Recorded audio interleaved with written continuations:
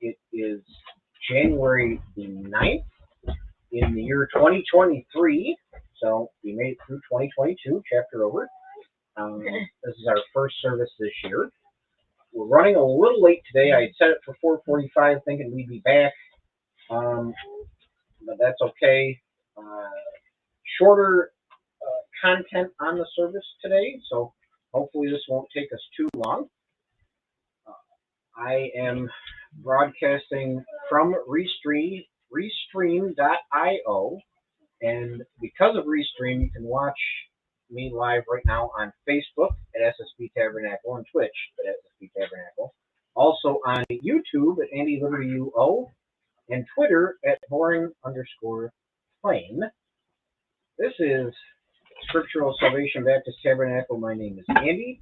Directly in front of me, to my left, is Richard, who has the yes, there you are. To my right is Paul and Steve. Hi. And let's see, Hannah just walked through, so she's around.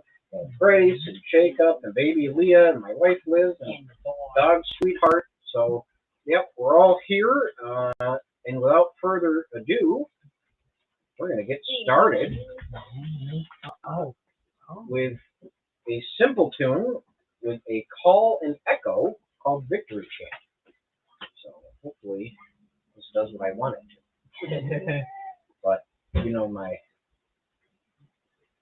history of things doing what I want them. Absolutely growing.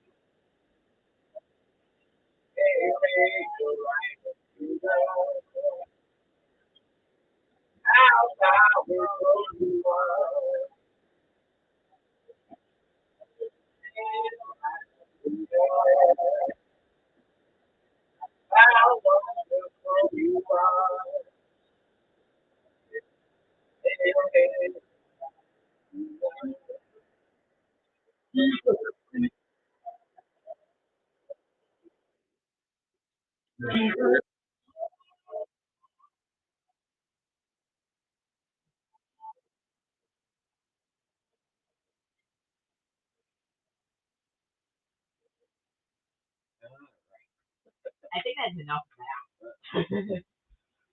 Okay. And that will continue on in the book of Exodus. I can't see quite well on the camera. All you can see. Does it matter? All you can see. Bring this to you. No, we don't need that. All right.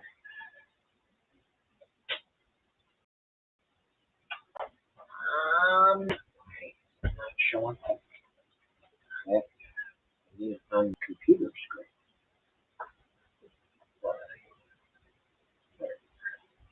No. Why are you doing this to me? Thank you. This is big. There we go. Okay.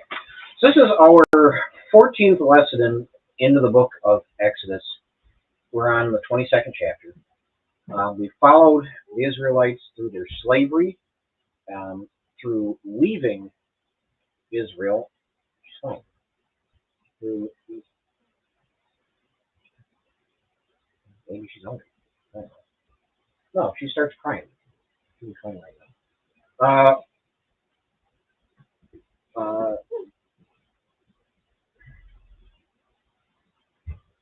We followed, yes, as they've left the promised land, or they've left their slavery in Egypt, and they're on their way, but they're not to their final destination yet. They're traveling, and as they've traveled, they've made it to a spot where they've received the Ten Commandments. We talked a little bit about those, and then God is giving them some other rules to live by besides the Ten Commandments. And we'll start with Psalm number 66 with Jacob. Verse 11. You brought us into the net. You laid a crushing burden on our backs. You let men ride over our heads. We went through fire and through water, yet you have brought us out to a place of abundance. With grace. That I know. I will come into your house with burnt offerings. I will perform my vows to you, that which my lips uttered and my mouth promised when I was in trouble. Very good. I will offer to you burnt offerings of fattened animals with the smoke of the sacrifice of rams. I will make an offering of bulls and goats. Come in here, all you who fear God, and I will tell you what he has done to my soul. I cried to him with my mouth, and high praise was on my tongue. If I had cherished Iniquity. iniquity in my heart, the Lord would not have listened. But truly, God has listened. He has attended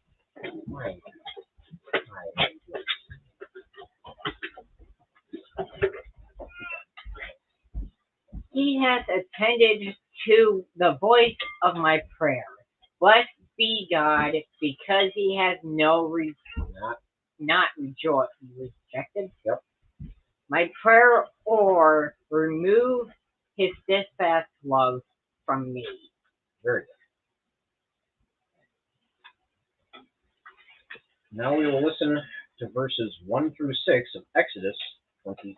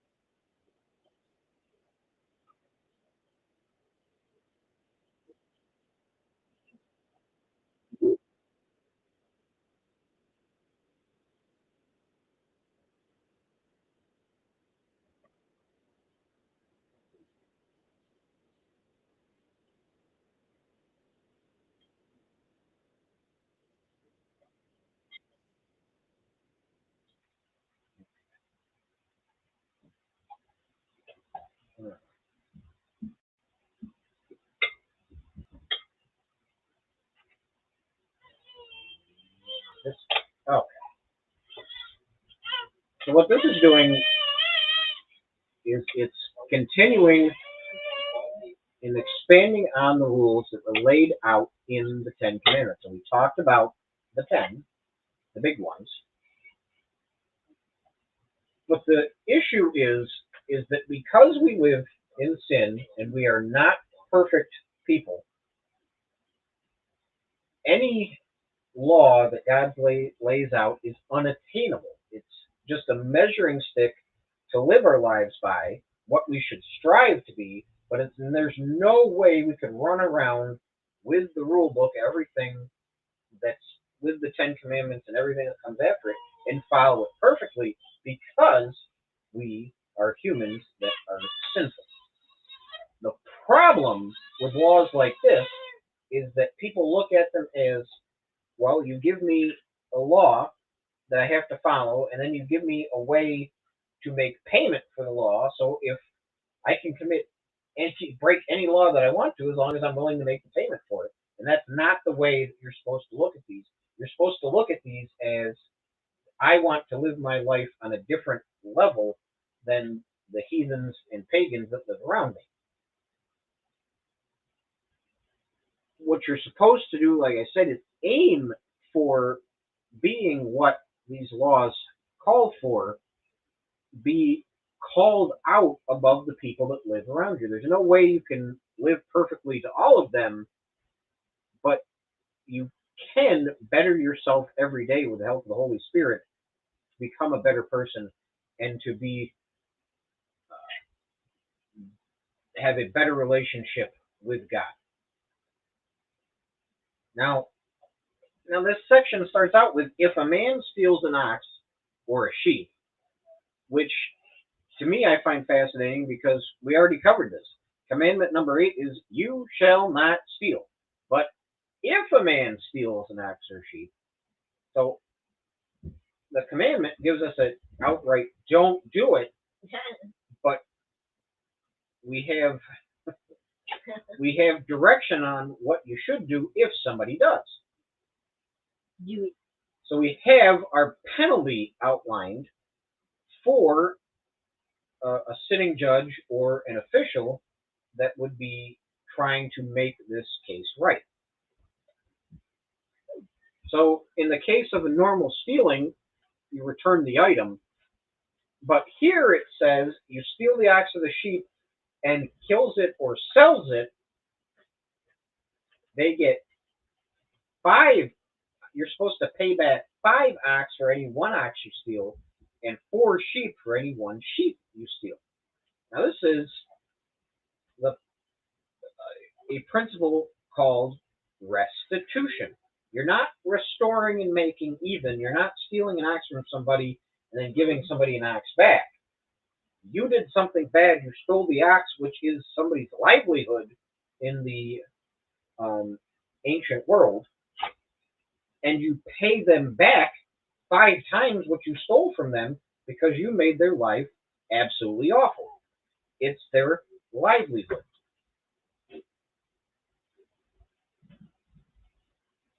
It's been suggested that in our lives as Christians, we should strive to make restitution with people when there are wrongs committed. You do something wrong to somebody, instead of just trying to restore or return to even, aim for restitution, going above and beyond and paying them back more than what you did to them.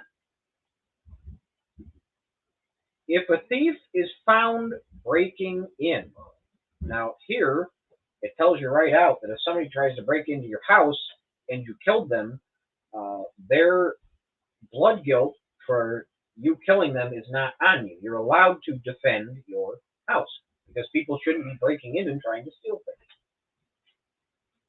But next it says, but if the sun has risen on him, so people interpret this in different ways, and it's either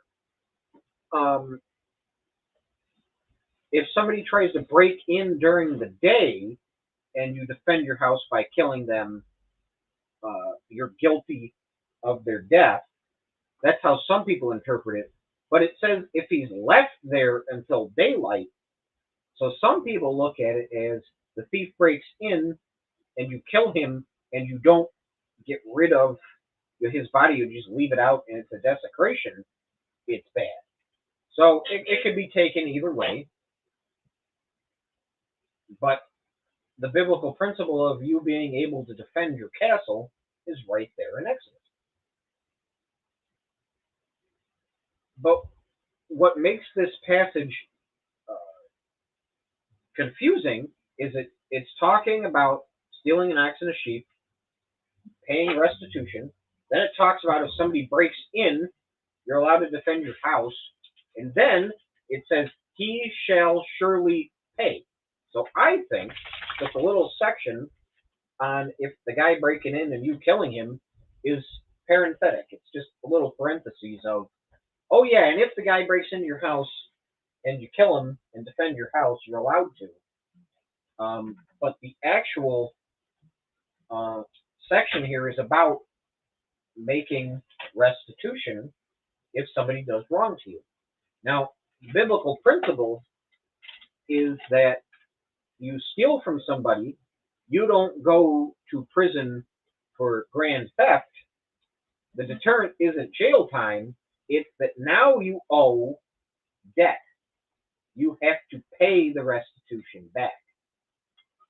So the biblical system set up is making things right and then some, paying people back what you did wrong to them. Then it says, if he has nothing, then he shall be sold for his theft. We talked last chapter about the biblical principle of slavery. And I said that one of the ways that people go into slavery is if they owe a debt and they can't pay it. Well, a person right here that breaks into a house and steals an ox and then has to pay 5 oxen back in order for him to be able to pay for it, he's got to go into slavery for 7 years. That's how it's happened. So he doesn't serve prison time and get locked up in the pen and different things like that.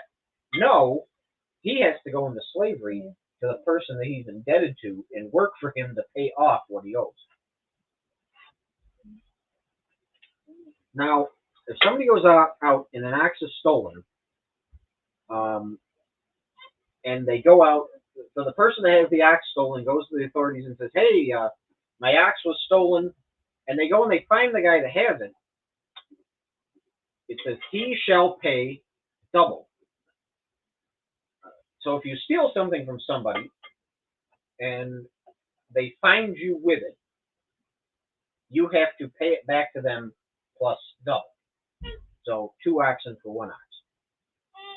And this is your deterrent from theft because you now owe the guy double because you got caught. You're really bad at being a thief. And it might send you into slavery.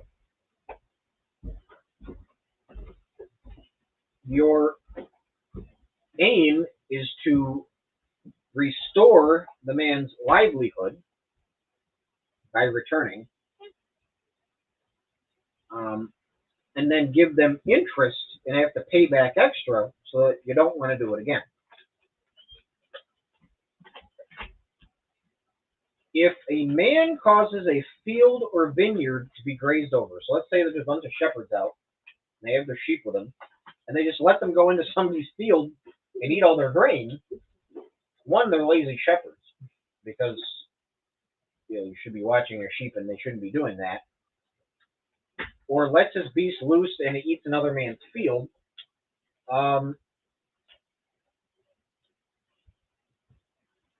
We looked at if you don't take care of the animals that are yours, that are in your care, then the penalty goes to you. So these lazy shepherds are responsible for the crops that are destroyed or the grapes that got eaten in the vineyard because the animals that are under your care are your responsibility. It's not up to anybody else to watch something that you're supposed to be responsible for. And what you're supposed to do is go back to your field and pay him restitution from your best crops. Don't be lazy, be responsible. Take care of your animals. Don't steal from people. If fire breaks out and catches so that the grain or the field is consumed, don't go building campfires anywhere just so they can go out of control and burn down somebody else's livelihood. This is laziness. The Bible doesn't want you to be lazy. It wants you to be responsible. Pay attention to what you're doing and what you're in control of. Fire is dangerous. Be stewards of nature and be responsible. Know that anytime you light a fire outside, if you don't have a fire ring in the ancient, in the ancient world, you just, go out there, throw a couple sticks on the ground and start a fire. It could spread. So be responsible for it. Hit Bernie. So Exodus 22, 7 through 15.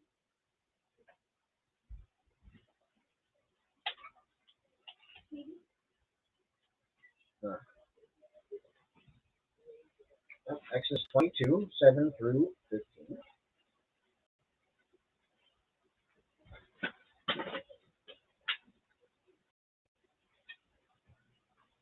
All right.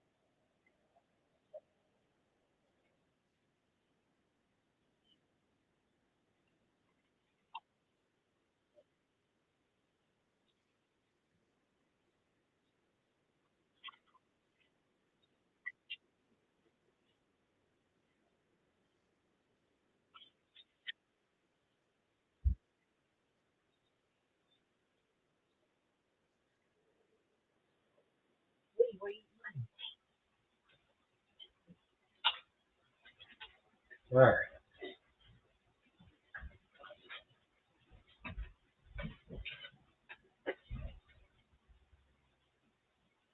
Okay. Now, the language and the way this is worded, to me, looks confusing. I had to reread it a few times. You missed it. No. All right. Go over there and get her bird cloth. Jay, do you see your bird cloth? Perfect.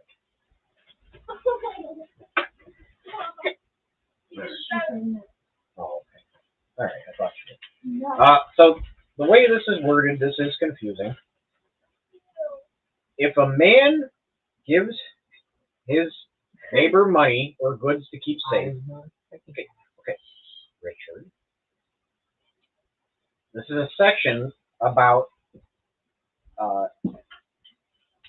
giving your property to other people to hold for you. And what this is it's cautioning you against doing this because there could be multiple problems with this. Theft of the things that you gave to the person to hold from you could get stolen from somebody else, or they could end up doing something to your stuff, or if you're holding somebody's stuff for them, they could accuse you of doing something to their stuff. So the Bible is being cautionary here. Be careful of giving your stuff to somebody else to keep safe. Now, you give your money to somebody for them to keep safe, and it gets stolen. If the thief is found, that the person that stole it has to pay back double. But if the thief is never found, the homeowner comes before the Lord. The person that lost the money comes before the Lord and tries to find out in prayer what happened. For every breach of trust. So say you're out and you look and somebody is riding around in a circle on a bike that looks exactly like something that got stolen from you. You can take them to court. Now, in Israel, if it belongs to the accuser, you pay them back in double. And so the biblical principle is that if you find something that's not yours or you take something that's not yours, it doesn't automatically belong to you. It belongs to the person that originally owned it. So in the Bible, they didn't believe in finders keepers or property right. They believed in property rights. You bought it, it belongs to you. Possession is not 9/10 of the law in the Bible. If somebody stole a bike off of you and then you see them with it later, and you know it's yours, in the Bible, you're entitled to it back because you were the one that bought it. Basically, don't give your stuff to other people to hold for you to keep it safe. Don't borrow from people. But it also lays out the principle that there has to be evidence to prove that what something is done has happened, because you're innocent until you're proven guilty. And that is also a biblical principle.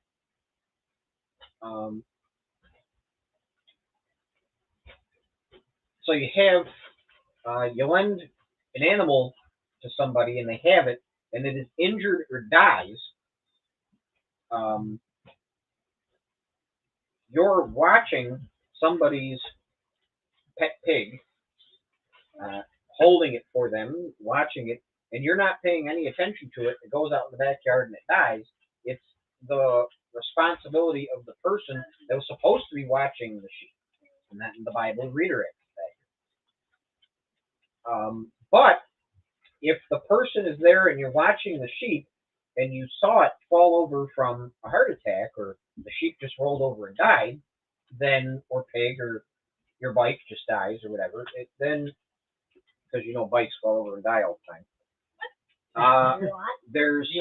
You're being responsible in what you're supposed to be doing. You're not eligible to pay back the person. You're almost done.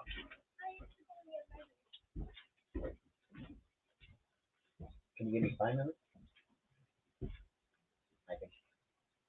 All right.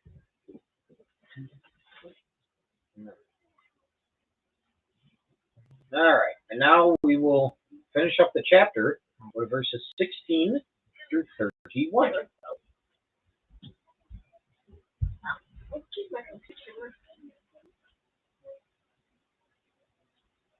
Verses 16 through 31. This is really.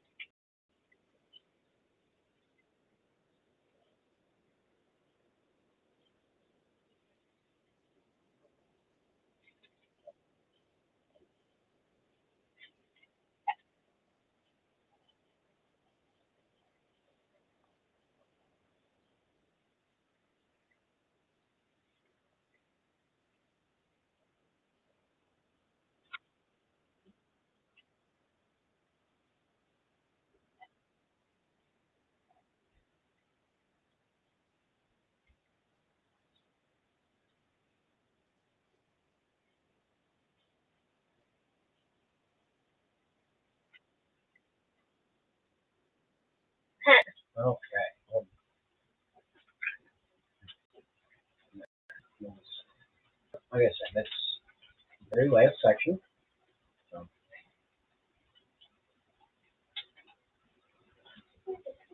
so this is various um, social codes and behaviors. Uh, and the first thing it mentions is if a man seduces a virgin. Now, we've already talked about adultery and why that was wrong. Coveting another man's wife or another wife's husband. But why now is it talking about virgins? If they aren't married, what makes them different?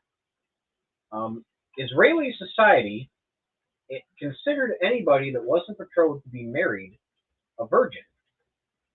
But why would they make you pay a bride price and marry the virgin after you seduce them and uh, defile their virginity if they're not married to you?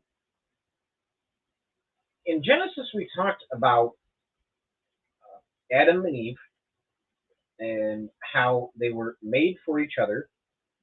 And there's a little verse in there that says, and for this reason, a man shall leave his parents and they shall become one flesh. So when two couples are married and they love each other, they become one person. And when they're coupled and they become one, anytime you have any type of experience, I'm going to go out. Anytime you have a sexual experience with somebody, you become coupled to them. And the Bible doesn't take this lightly. Sex is not supposed to be casual, where you just run around and do whatever you want, because it is important to save it for your spouse. Wow. No, Paul, that's not. No, that wasn't what it was. No. Anytime you have sex with somebody, you have become coupled with them. You are one flesh. You can't just go around becoming one flesh with a bunch of different people. It creates problems. Sex, like I said, here sex is not a casual thing. It's special, it's important, and it has meaning. Don't mistreat it. And that's why if somebody goes out and seduces a virgin or somebody else, take them to be your wife, because now that they are coupled to you. Don't take this lightly. Our society has taken this value, the thing that makes us different from all the pagans that lived around the Hebrews. All the ancient people were out there just doing whatever they wanted with everybody, whoever, whenever, whatever.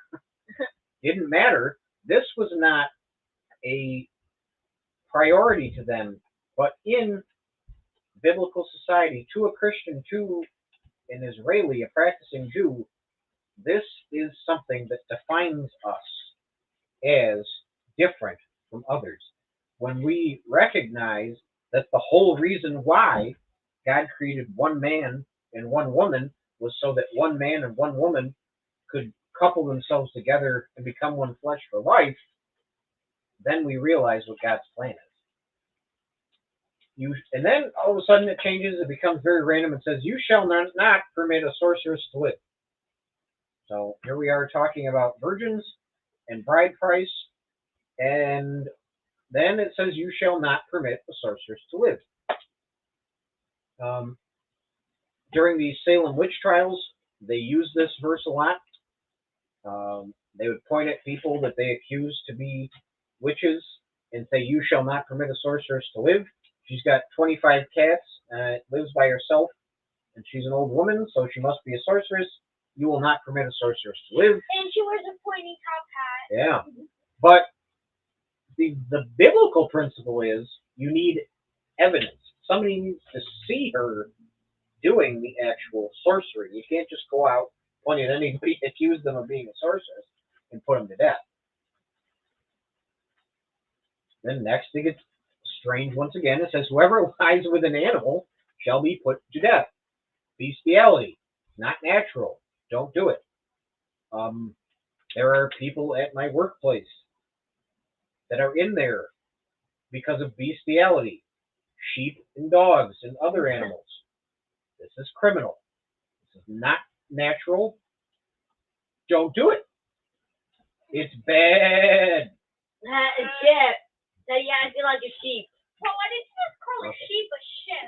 Okay. You went shit. Whoever sacrifices to any god other than the Lord alone. So I feel that if you're making a sacrifice to a god that isn't the Lord alone, you're actually breaking the first two commandments.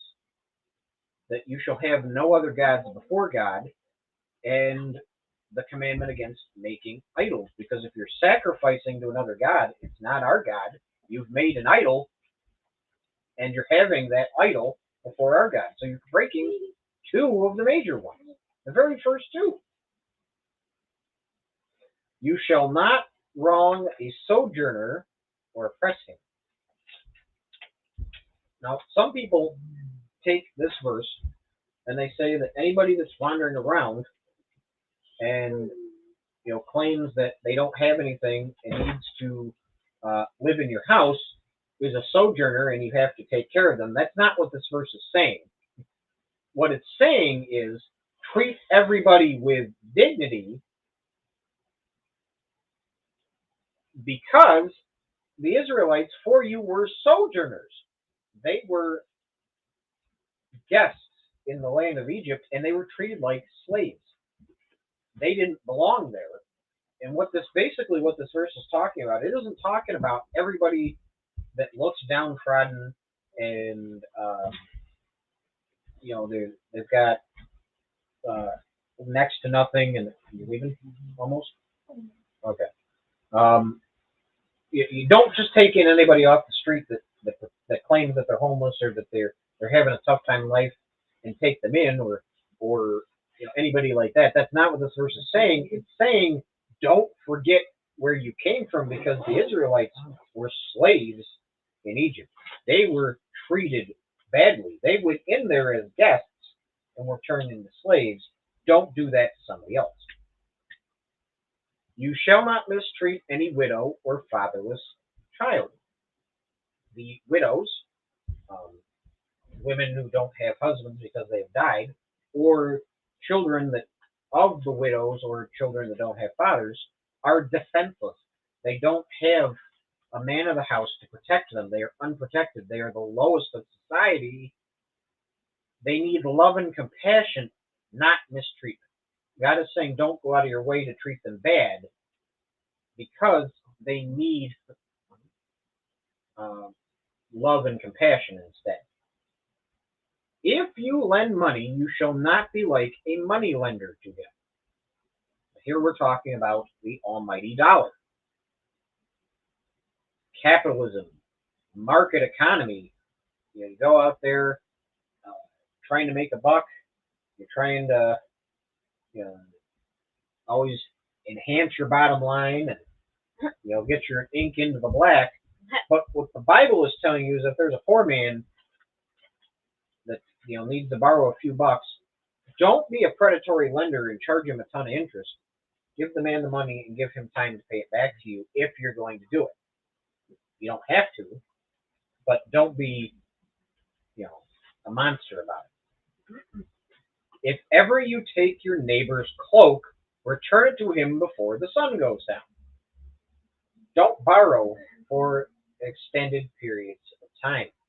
So what that's saying is, if your neighbor has a coat and you borrow it from them, make sure you get it back to them as soon as you can, because that section from earlier where it was talking about you could get accused of stealing it or mistreating it, be self-reliant, buy your own coat.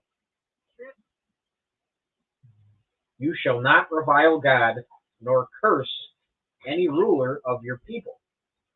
So there are two things happening here, and the first thing comes to mind when it comes to cursing a ruler of your people. The first thing I think of is Congress, because we're all guilty of. They have such a bad approval rating that we're all guilty of cursing their actions, but that's not what it's saying here. Um, all rulers are picked by heaven. God puts everybody into place that's in charge of all society there for a reason. So you shouldn't revile them or hate them because God's the one that put them there for a reason. But when it talks about cursing, it's not saying, I hate that person or I think that person is stupid. When you're cursing somebody, you're wishing them death. You're planning their assassination. You've got the sniper up in the tree line ready to take them out because you hate them. So don't think like that. I won't. Why'd you think that? Why would I do that? And then finally, when you have goods, always give God his portion of it. And that's why when we go to the other church on Sundays, we put the money in the plate, the offering plate. That's called tithe. It's giving 10% of what you earned back to God. You should give that money to me. I'm joking. The Bible here says, don't take the best of everything for yourself. Now, say you went and you baked a big batch of cookies, right, Hannah? And you're baking them for everybody else. But the moment they come out of the oven, you went in there and you grabbed the biggest cookies out of there and kept them for yourself, and then gave everybody else smaller cookies. God is saying, don't do that. God is saying, be fair to everybody. Well, how do I tell you this? Okay, Well, I'm going to finish. All right. Then it says, you shall not eat any flesh that is torn by beasts in the field. So if you're walking around, you see roadkill, don't pick it up and chew on it. Or don't be a savage. Don't be, ridiculous. Be above the people that are savages. All right. And we'll finish off. with a song called Something Beautiful. Yes.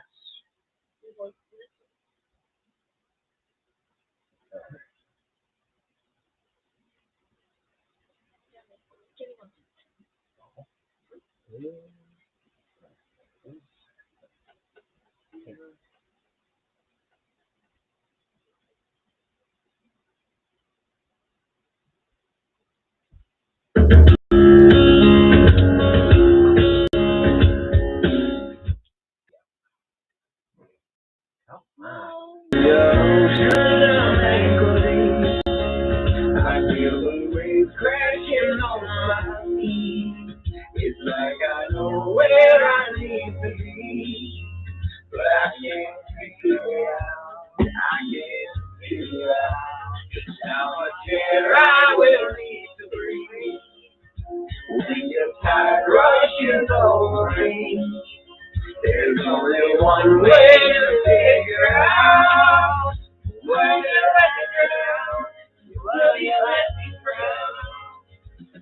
Hang out, listen my desire, consume me like a fire. 'Cause I just want something beautiful to touch me. I know that I'm weary, 'cause I am down on my knees and waiting for something beautiful. Oh, oh, oh, something beautiful. And the water is rising quick, and believing I was scared of it. We can't be sure when it will subside. So I want you to die. No, I can't leave your side. Hey, now this is my desire. Consume me like a fire. 'Cause I just want something beautiful to touch me. I know that I'm hurting. 'Cause I am down on my knees waiting for something beautiful. Oh, oh, oh, something beautiful.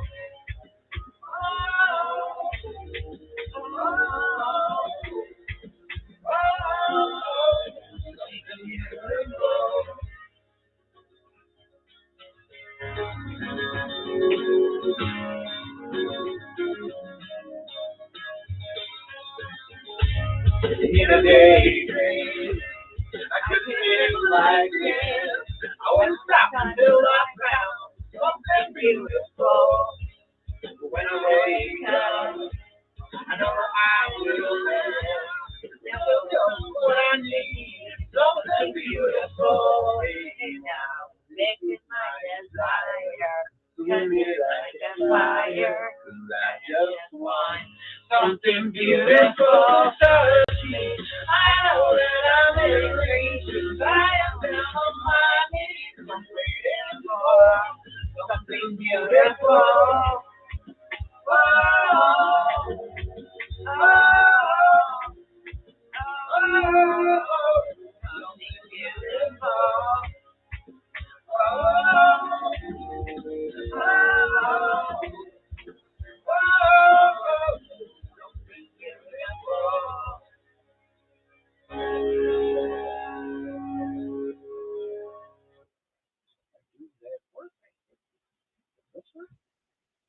Aha. Nope. That fixed half of the problem. Still on the screen. Well, I know. Oh, Hey, at least that. Oh, there we go. Oh, there. Well, kind of. All right. Half of the problem. All right. So thank you for joining us this week.